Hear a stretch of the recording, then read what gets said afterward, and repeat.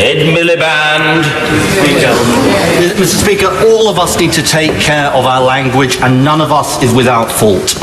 But the Prime Minister of our country holds a special responsibility. And I say to members across this House, I spent 4.5 years opposite David Cameron. I never saw a performance like the performance we saw last night from this Prime Minister. He said this in answer to the Honourable Member for Hove. The best way, he said, to ensure that every parliamentarian is properly safe and to dial down the current anxiety in this country is to get Brexit done. Mr.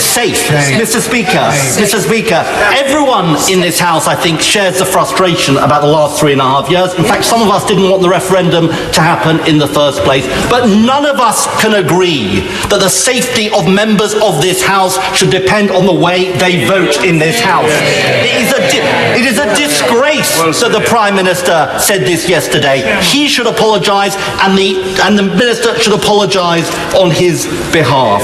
Mr. Speaker, this and the language of surrender suggests we are at war either with Europe or with each other. Let me say, as someone who grew up with parents who were born in the shadow of war, we are not at war with Europe, and we are not at war with each other.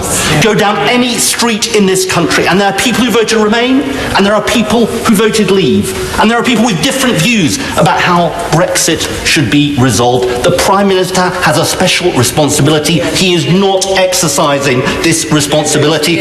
He is trying to divide an already divided country. Now, some people say this strategy will work. Mr. Speaker, I say this strategy will not work because the British people are better than this.